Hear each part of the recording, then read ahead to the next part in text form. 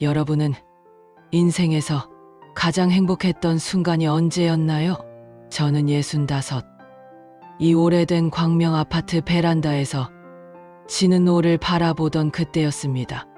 30년 동안 학교 급식실에서 수천 명의 밥을 지으며 버텨온 세월.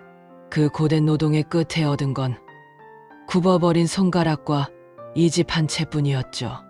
그래도 참 좋았습니다.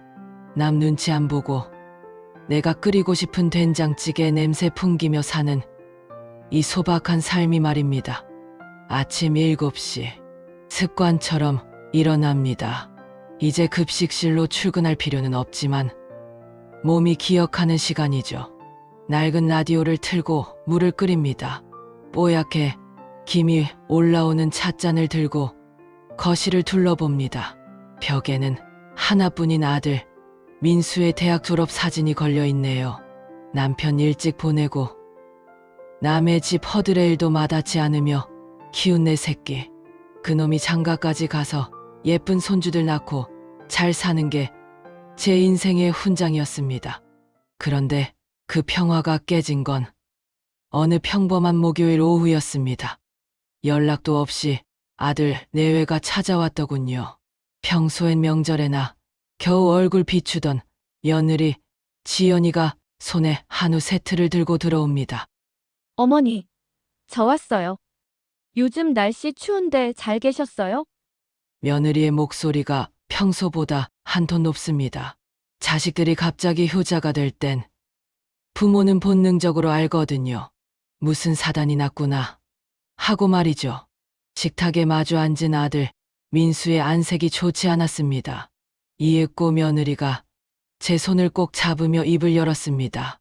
어머니, 저희 결정했어요. 이제 어머니 혼자 여기 계시는 거 더는 못 보겠어요. 무슨 소리냐? 나는 여기가 편하다. 아니요, 어머니. 애들도 할머니랑 같이 살고 싶어 하고요. 무엇보다 대치동 쪽에 좋은 집이 나왔거든요. 민수 씨 회사랑도 가깝고요. 며느리의 말은 청산유수였습니다. 요즘 학원가가 어떻고 아이들 교육이 어떻고 하지만 핵심은 다른 데 있었습니다. 지금 제가 사는 이 집을 팔아 대치동 전세금에 보태달라는 소리였죠. 합쳐서 살면 효도도 하고 손주 재롱도 매일 보게 해준다는 달콤한 약속과 함께요. 엄마, 사실 제 사업이 좀 힘들어요. 이번에 이사 못 가면 저희 길바닥에 나 앉게 생겼어요. 엄마, 저 한 번만 살려주세요. 민수가 제 무릎에 고개를 묻고 울먹입니다. 38 먹은 아들이 부모 앞에서 흘리는 눈물, 그 눈물 앞에서 무너지지 않을 어미가 세상에 어디 있을까요? 내 노후, 내 유일한 안식처인 이 집, 이걸 내놓으면 나는 이제 갈 곳이 없다는 불안감이 엄습했지만 아들의 떨리는 어깨를 보니 가슴이 찢어지는 것 같았습니다. 민수야, 정말 그 방법뿐이니? 제 물음에 며느리가 얼른 끼어듭니다. 그럼요, 어머니. 합쳐 살면 저희가 어머니 공주처럼 모실 거예요. 연금은 어머니 용돈 하시고 생활비는 저희가 다 낼게요. 어머니는 그냥 손주들 예뻐해주기만 하시면 돼요. 지연이의 눈이 반짝였습니다. 그 눈빛에 서린 것이 효심인지 아니면 제 아파트를 향한 욕망인지 그때는 알지 못했습니다. 아니, 사실은 알고 싶지 않았을지도 모릅니다. 그 전에 자식이 힘들다니 내가 조금 더 고생하면 되겠지 싶었을 뿐이죠. 결국 저는 고개를 끄덕였습니다. 그래, 자식이 우선이지. 그렇게 저는 제 인생의 유일한 성벽을 스스로 허물기 시작했습니다. 하지만 여러분, 저는 몰랐습니다. 그날 아들의 눈물과 며느리의 웃음 뒤에 숨겨진 진짜 칼날을요. 합가라는 이름의 이 감옥에서 제가 어떤 대우를 받게 될지. 이삿짐 트럭이 오던 날, 제 낡은 장롱이 트럭 위로 실려 나갔습니다. 며느리가 어머니, 이런 건 대치동 아파트랑 안 어울려요라며 웃더군요. 그때 알았어야 했습니다. 제 물건만 버려지는 게 아니라 제 존재 자체가 버려지기 시작했다는 것을요. 과연 대치동 그 화려한 아파트에서 저를 기다리고 있는 건 무엇이었을까요? 여러분, 공주처럼 모시겠다는 말, 그 말을 믿으셨나요? 저는 그 말을 믿고 제 평생의 전부였던 집 열쇠를 넘겼습니다. 하지만 대치동 그 화려한 아파트 문이 열리는 순간 제가 마주한 건 공주 대접이 아니었습니다. 그건 바로 무임금 파출부로의 취임식이었죠. 이사 첫날이었습니다. 제 평생의 때가 묻은 자개장과 손때 묻은 식탁이 아파트 정문 앞에서 멈춰 섰습니다. 며느리 지연이가 코를 찡긋하며 인부들에게 손짓하더군요. 어머, 기사님. 그건 여기 안 드려요. 그냥 폐기물 스티커 붙여서 버려주세요. 어머니, 대치동 집에는 이런 낡은 거 들여놓는 거 아니에요. 제가 최신식으로 다 새로 맞춰드릴게요. 그 자개장이 어떤 물건입니까? 남편이 첫 월급 타서 사준 제 청춘이 고스란히 담긴 유일한 유품이었습니다. 제 가슴 한구석이 쩍 하고 갈라지는 소리가 났지만 아들 눈치를 보느라 입 한 번 뻥긋하지 못했습니다. 결국 제 짐은 박스 몇 개에 담겨 집에서 가장 구석진 해조차 잘 들지 않는 작은 방에 처박혔습니다. 그날부터 제 일과는 새벽 5시 30분에 시작됐습니다. 며느리가 정해준 아침 식사 시간에 맞추려면 그 시간에 일어나야 했거든요.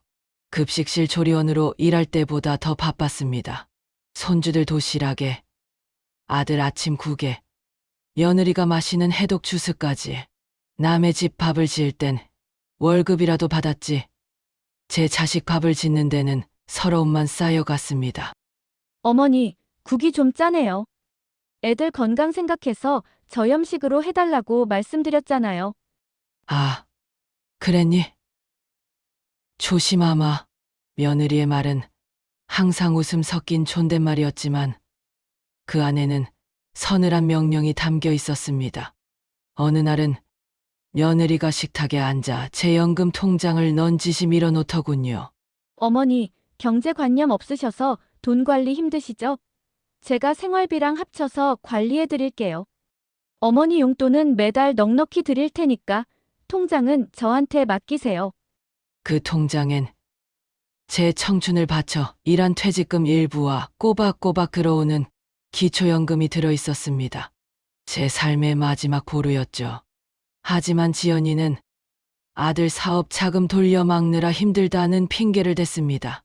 결국 저는 제 돈을 제 손으로 쓰지 못하는 처지가 됐습니다. 평생 남의 집 살림해주며 내 자식 떵떵거리며 살게 하고 싶었는데 정작 그 자식 집에서 저는 10,000원 한 장 마음대로 못 쓰는 식모가 되어 있었습니다. 제일 서러운 건 밤이었습니다. 거실에서 아들 가족의 웃음소리가 들려올 때 저는 제 방문을 닫고 홀로 앉아 있었습니다. 함께 거실에 앉아 있으면 며느리는 은근슬쩍 방으로 들어가라고 눈치를 줬죠. 어머니, 저희 오늘 좀 상의할 게 있어서요. 피곤하실 텐데 일찍 쉬세요. 그럴 때마다 광명 아파트의 그 작고 허름한 거실이 사무치게 그리웠습니다. 여기선 저는 거실 소파 한 자리조차 차지하지 못하는 손님도 아닌 무임금 고용인일 뿐이었습니다. 그러던 어느 날이었습니다. 종일 청소하고 빨래를 널고 나니 허리가 끊어질 듯 아파왔습니다. 파스 한 장 붙이고 겨우 잠이 들렸는데 거실에서 도란도란 나누는 아들 내외의 대화가 문틈으로 새어 들어왔습니다. 민수의 목소리였습니다. 지연아, 엄마 요즘 너무 힘들어 하시는 거 아니야? 집안일에 애들 픽업까지. 당신 무슨 소리야? 어머니 여기 계시면서 우리가 생활비 다 내드리고 옷도 사드리잖아. 이 정도는 하셔야지. 그리고 뒤이어 들려온 며느리의 말은 제 심장을 얼어붙게 만들었습니다. 그리고 당신, 어머니 저러다 더 편찮아지시면 어떡할 거야? 우리 보험 든 셈 치자고. 어머니 건강 나빠지면 바로 거기 보내드려야지. 거기라니? 지연이가 말한 거기는 어디였을까요? 저는 그 밤 어둠 속에서 떨리는 손을 꽉 쥐었습니다. 제가 짐작하는 그곳이 아니기를, 제 아들이 반대해 주기를 간절히 바랐습니다.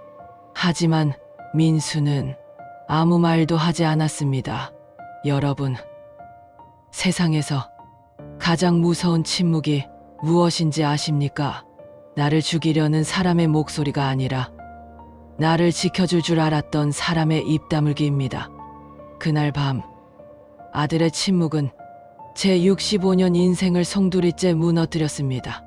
대치동 아파트의 그 화려한 거실 불빛이 제게는 세상에서 가장 차가운 얼음장처럼 느껴졌죠. 허리 통증이 심해져 결국 동네 병원을 찾았습니다.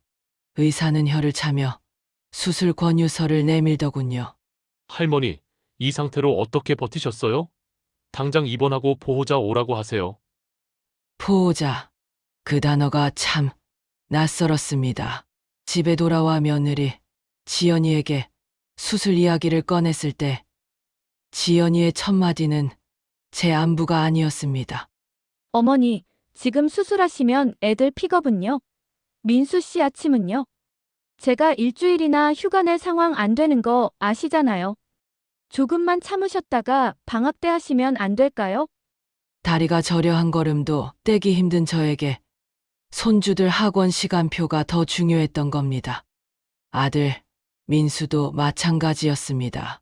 엄마, 지연이 회사에서 요즘 힘들대요. 조금만 버텨봐요.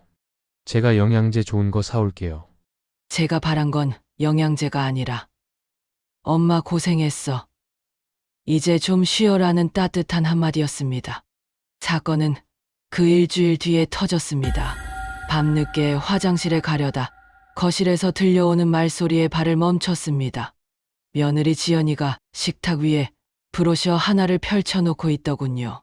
해님, 유양원. 이름은 참 예쁘기도 했습니다. 여기 시설도 좋고 산책로도 잘 돼 있더라고. 어머니도 여기 가시는 게 더 편하실 거야.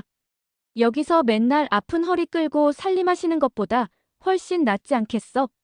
하지만 지연아, 엄마가 집 한 돈 우리한테 다 주셨는데 이사 온 지 반년도 안 돼서 이건 좀.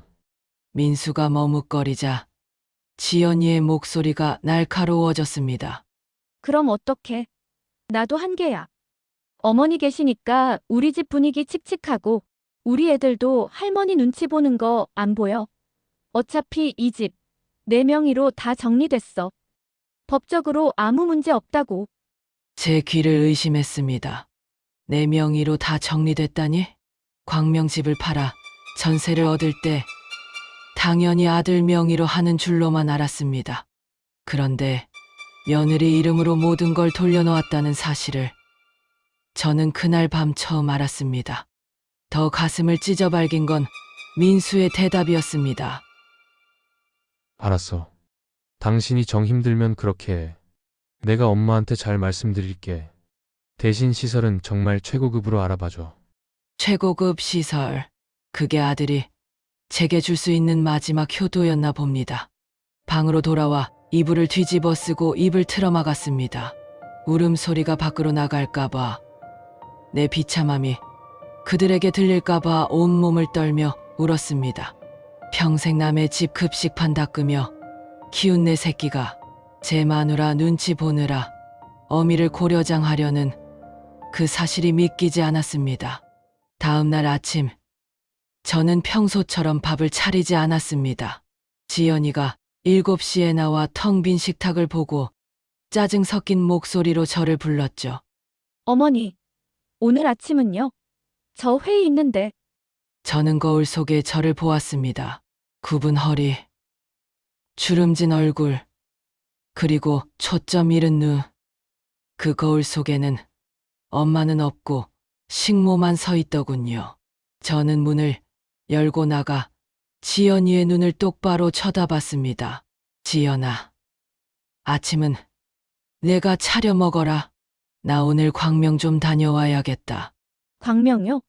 거기 왜요? 버린 내 자개장. 그거 어디 있는지 찾아보려고 지연이의 안색이 변했지만 저는 상관하지 않았습니다. 제 방에 있던 낡은 가방 하나를 챙겨 집을 나왔습니다.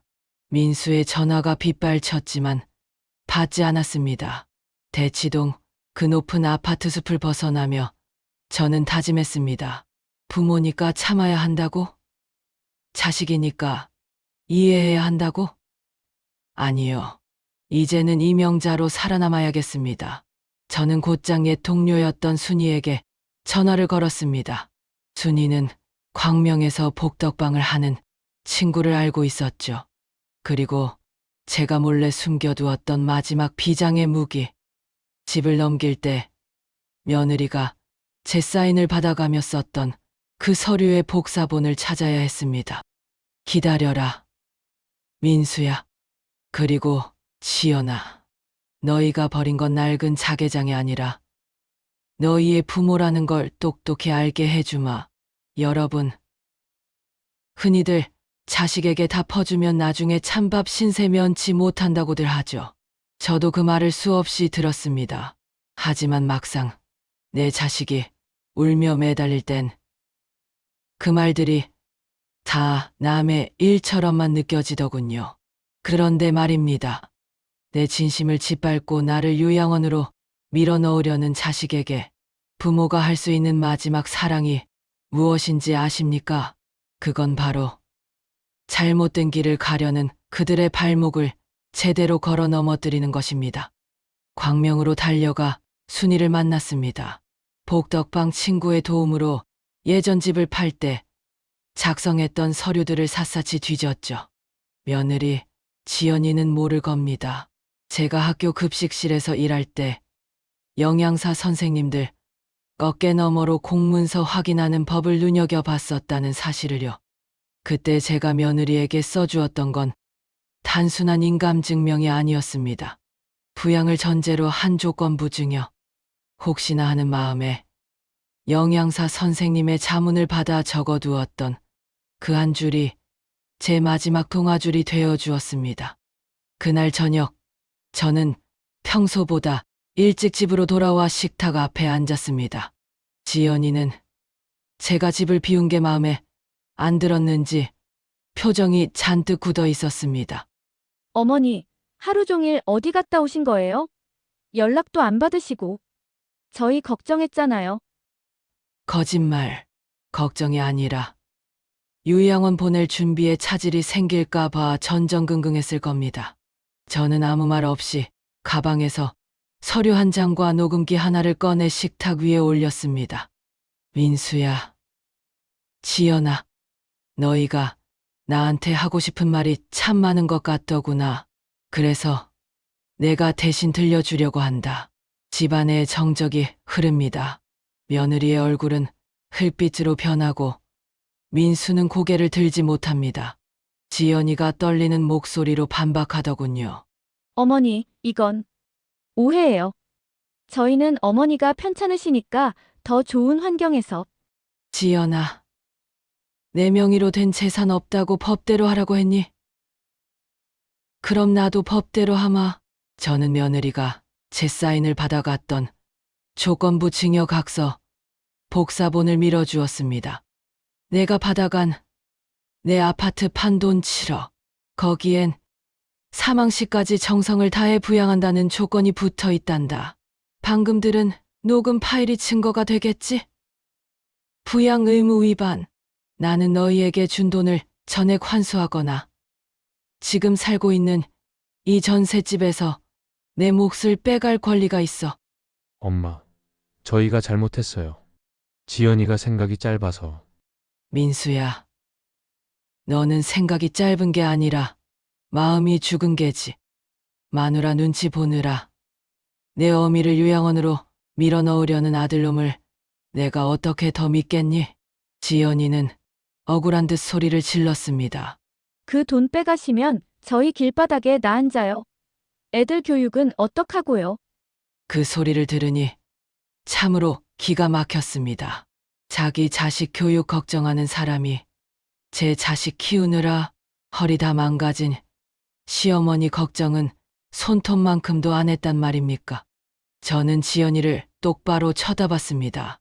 길바닥에 나 앉든 말든 그건 너희가 감당해야 할 몫이다. 나는 내일 당장 법원에 소장을 접수할 거다. 그리고 이 집에서 나가는 건 너희가 아니라 나다. 저는 미리 챙겨둔 짐가방을 들고 일어섰습니다. 민수가 제 바짓가랑이를 잡고 늘어졌지만 저는 냉정하게 그 손을 뿌리쳤습니다. 지난 30년 이 손 하나로 아들을 키웠을 땐 이런 날이 올 줄 몰랐습니다. 하지만 이제는 압니다. 자식에게 준 건 사랑으로 족해야지 내 생명줄까지 내어주면 안 된다는 것을요. 아파트를 나오니 밤 공기가 참 달더군요. 순이가 미리 알아봐 둔 강릉의 작은 집, 바다가 보이고 바람이 잘 통하는 그곳으로 가기 위해 저는 택시에 몸을 실었습니다. 뒤편에서 아들의 통곡 소리가 들려왔지만 돌아보지 않았습니다. 그 눈물은 저를 향한 미안함이 아니라 잃어버릴 돈에 대한 아쉬움일 테니까요. 저는 택시 창문을 내리고 대치동의 그 높고 답답한 빌딩 숲을 향해 작게 읊조렸습니다. 잘 있거라. 나는 이제 나를 찾으러 간다. 여러분, 나라는 이름을 마지막으로 불러본 게 언제인가요? 누구의 엄마, 누구의 할머니, 혹은 이름 없는 일꾼으로 살다 보면 내 이름, 석자가 참 낯설게 느껴질 때가 있습니다. 저는 65이 되어서야 비로소 제 이름을 되찾았습니다. 서울의 그 높은 빌딩 숲을 벗어나 도착한 곳, 강릉의 작고 아늑한 바닷가 마을에서 말입니다. 강릉에 온 지 벌써 반년이 지났네요.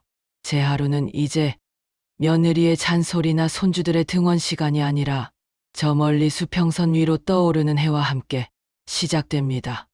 누구를 위한 칠첩한상이 아니라 내가 먹고 싶은 갓 지은 밥에 짭조름한 바다, 내음 가득한 미역국 한 그릇. 혼자 먹는 밥이 외로울 줄 알았는데 웬걸요. 내 입맛에 딱 맞는 간을 맞추며 천천히 씹어 삼키는 그 시간이 인생에서 가장 달콤한 식사였습니다. 오후에는 근처 오일장에 나갑니다.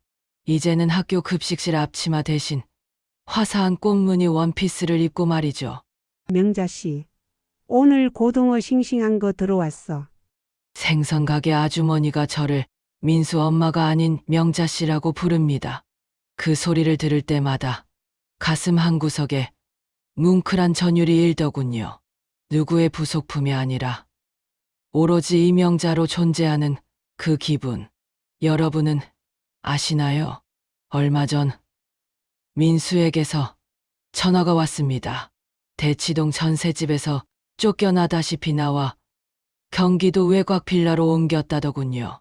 지연이는 매일 울고불고 아이들은 학원을 못 가 난리라며 하소연을 합디다. 예전 같으면 심장이 덜컥 내려앉아 내 돈 다시 가져가라 했을지도 모릅니다. 하지만 저는 이제 압니다. 그게 내 자식을 진정으로 사랑하는 길이 아니라는 것을요. 민수야, 힘들지? 그래도 내가 선택한 삶이다. 내 처자식은 내가 책임져야지. 엄마는 여기서 내 삶을 살 테니 너도 이제 내 힘으로 일어서거라. 나중에 마음의 짐 다 내려놓으면 그때 손주들 데리고 바다 보러 한번 오려. 전화를 끊고 나니 마음이 한결 가벼웠습니다. 자식은 제 인생의 전부가 아니라 잠시 제 품을 거쳐 간 손님이었다는 걸 이제야 깨달았습니다. 손님에게는 정성을 다해야 하지만 그 손님이 제 안방까지 차지하게 둬서는 안 되는 법이지요. 저는 요즘 마을 도서관에서 시를 배웁니다. 굽어버린 손가락으로 연필을 쥐고 제 지난 삶을 한 줄 한 줄 써 내려갑니다. 시 선생님이 그러시더군요. 제 시에는 바다 냄새와 사람 냄새가 가득하다고요. 30년 동안 급식실 연기 속에 갇혀있던 제 영혼이 이제야 바닷바람을 타고 자유롭게 날아오르는 기분입니다. 저녁 노을이 붉게 물든 바닷가를 걷습니다. 모래사장에 제 이름 이명자를 크게 써봅니다. 파도가 밀려와 이름을 지워가도 상관없습니다. 제 마음속엔 이미 지워지지 않는 자부심이 새겨졌으니까요. 여러분, 자식 걱정에 밤잠 설칠 때 있죠. 내가 없으면 내 자식 굶어 죽을 것 같고 불쌍해서 눈에 밟히시죠. 하지만 기억하세요. 부모가 행복해야 자식도 행복할 수 있는 법입니다. 내가 바로 서지 않으면 자식은 평생 부모라는 기둥에 기생하며 스스로 걷는 법을 잊게 됩니다. 제 나이 65. 누구는 저물어가는 시간이라 하지만 저는 이제 막 핀 꽃이라 생각합니다. 황혼이 아름다운 이유는 어둠이 오기 전 가장 찬란하게 자신을 태우기 때문이 아닐까요? 여러분도 이제 여러분의 이름을 불러보세요. 그리고 당당하게 말씀하세요. 고생 많았다. 이제는 너를 위해 살아도 된다라고 말이죠. 오늘도 제 긴 이야기를 들어주셔서 고맙습니다. 여러분의 내일도 저 강릉의 바다처럼 푸르고 넓기를 간절히 기도하겠습니다. 제 이야기에 마음의 울림을 느끼셨다면 구독과 좋아요 부탁드립니다.